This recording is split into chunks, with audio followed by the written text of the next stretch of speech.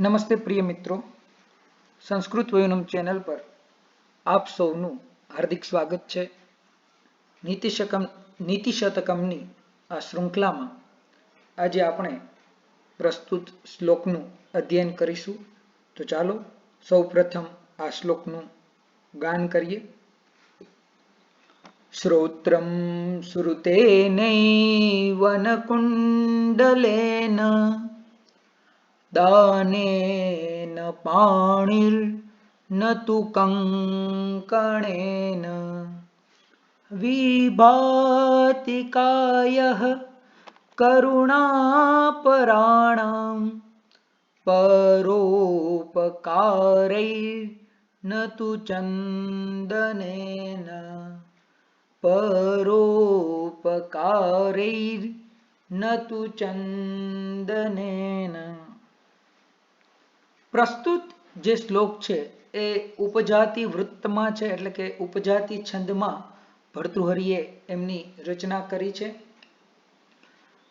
ભર્તૃહરિ આ શ્લોકના માધ્યમથી સંસારમાં જીવ માત્રને પરોપકાર કરવા માટેનું સૂચવે છે અને વેદવ્યાસજીએ પણ 18 પુરાણનો જ્યારે સાર કહ્યો અથવા તો 18 પુરાણોનું અધ્યયન કરીને જે શ્રુતિવિદે પુરાણવિદે સાર કર્યો ત્યારે એમ જ કહ્યું કે અષ્ટાદશ પુરાણેષુ વ્યાસસ્ય વચનમ દ્વયમ પરોપકારાય પુણ્યાય પાપાય પરપીડનમ.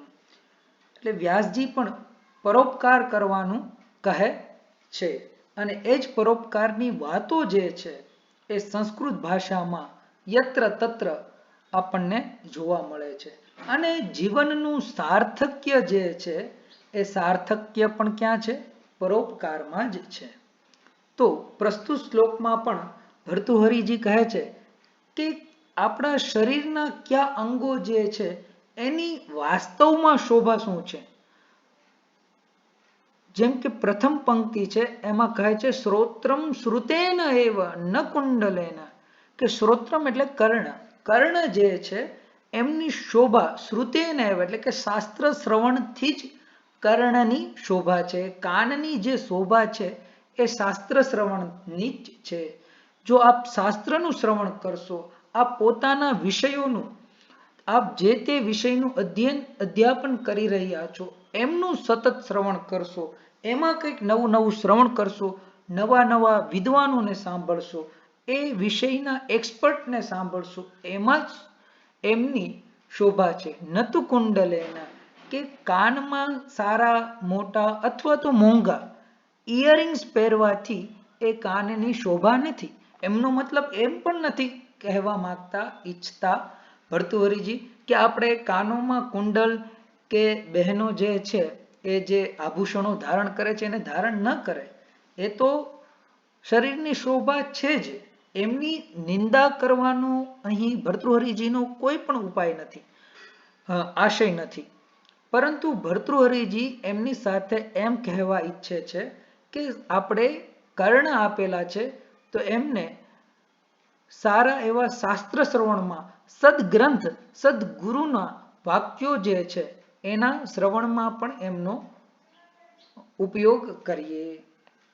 ત્યારબાદ બીજી પંક્તિમાં ભર્તૃહરિજી કહે છે દાનેન પાણી, પાણી દાનેન નતુ કંકણેન, કે આપણા જે હસ્ત છે, હાથો જે છે, પાણી એટલે હાથ, તો આપણા હાથોની શોભા જે છે એ દાન કરવામાં જ આપણા હાથોની શોભા રહેલી છે.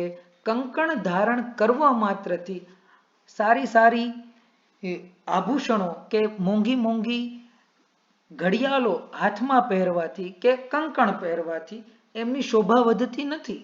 પરંતુ એ હાથ જે આપેલા છે ઈશ્વરે આપણને, એનાથી આપણે કોઈ સત્કર્મ કરશું, સત પાત્રને જ્યારે દાન દેશું ત્યારે જ એ દાન જે છે એમાં જ એ હાથની શોભા રહી છે. તો આપણા હાથથી જો ઈશ્વરે, જો પ્રભુએ આપણને આપ્યું છે તો એને આપણે વહેંચીએ, એમનો ઉપયોગ જે છે એ સંસારના જે દિન દુખિયા લોકો છે એમનું દુઃખ દૂર કરવામાં આપણે એ હાથોનો ઉપયોગ કરીએ. તો દ્વિતીય પંક્તિ જે છે એમાં દાનની મહિમા અને આપણા હાથોથી સત્કર્મ થતા રહે એવું ભર્તૃહરિજી જે છે એ સૂચવે છે. ત્યારબાદ વિભાતિ કાય કરુણાપરાણામ પરોપકારૈ નતુ ચંદનેન, કે કરુણા પરાયણ જે લોકો છે એમનું શરીર જે છે એ હંમેશા પરોપકારથી જ શોભતું હોય છે. હંમેશા સજ્જનો મહાનુભાવો જે છે એ પરોપકાર કરવા માટે, અન્યનું શ્રેય કરવા માટે, અન્યને ઉપકાર કરવા માટે હંમેશા તત્પર હોય છે. એ એમના શરીર ઉપર ચંદનની શોભાની સુગંધ નથી આવતી, પરંતુ એમનું શરીર જે છે એ પરોપકારની સુગંધથી, સુવાસથી જ એ શોભતું હોય છે, નકી ચંદનથી. તો પ્રસ્તુત શ્લોકના માધ્યમથી ભર્તૃહરિજી આપણને સતત પરોપકાર કરવા અને આપણને વિવિધ સત્કર્મો કરવા તરફ આપણને પ્રેરે છે.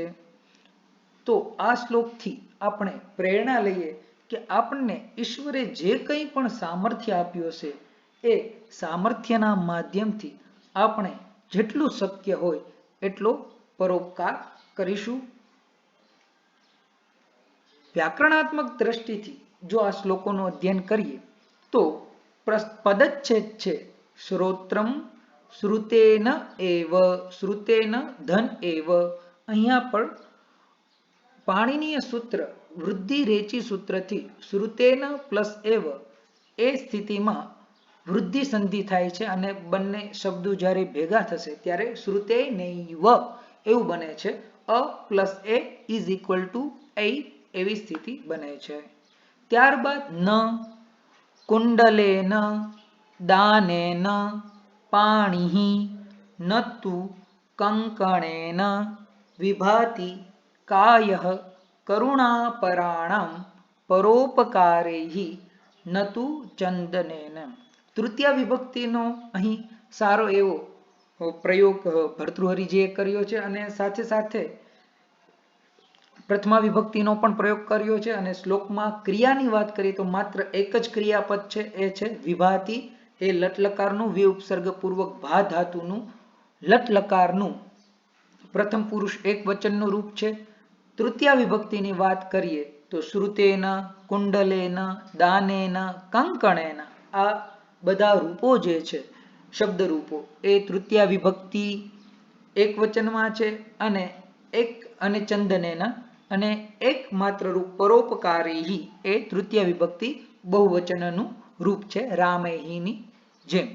અને એ સિવાય પ્રથમા વિભક્તિમાં જોઈએ તો શ્રોત્રમ, કાય, પાણિ વગેરે જે રૂપો છે એ પ્રથમા વિભક્તિ એક વચનના રૂપો છે. અન્વય જોઈએ તો વિભાતિ પદનો પ્રત્યેક પદ સાથે આપણે અધ્યાર કરીશું. મુખ્યત્વે 3 વાક્યો છે. તો શ્રોત્રમ શ્રુતેનૈવ વિભાતિ, કુંડલેન ન વિભાતિ, પાણિ દાનેન વિભાતિ, કંકણેન તુ ન વિભાતિ, કરુણાપરાણામ કાય પરોપકારૈ વિભાતિ, ચંદનેન તુ ન વિભાતિ.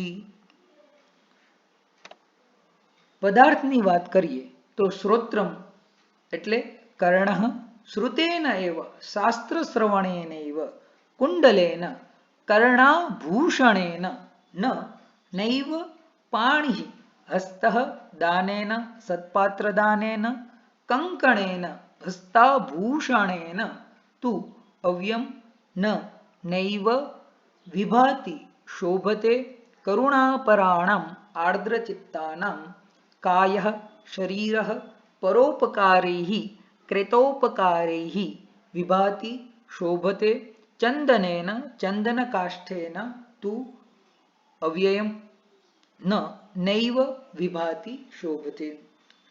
તો મિત્રો આશા રાખું કે આજે આપ ફરીથી એક નીતિશતકમમાંથી આપે એક શ્લોક શીખ્યો છે અને શ્લોકની સાથે સાથે જીવન ઘડતરનો, જીવનના મૂલ્યનો, મૂલ્ય શિક્ષણનો એક મહત્વનો પાઠ જે છે એ પાઠ આપ સૌએ શીખ્યો છે અને આપની સાથે સાથે મેં પણ શીખ્યો છે કે આપણે સતત પરોપકાર કરતા રહીએ અને એ પરોપકારમાં જ આપણા જીવનનું સાર્થકતા છે. તો આશા રાખું કે આપને આ શ્લોક ગમ્યો હશે અને જો આવા જ વિડીયો આપ સાંભળવા ઈચ્છતા હો તો સંસ્કૃત વયુનમ ચેનલને સબસ્ક્રાઇબ કરો, વિડીયો પસંદ આવે તો લાઈક કરો અને જો આપના કંઈ પ્રતિભાવો હોય તો અવશ્ય કોમેન્ટ બોક્સમાં જણાવો. અસ્તુ, ધન્યવાદ, પુનઃ મિલામः.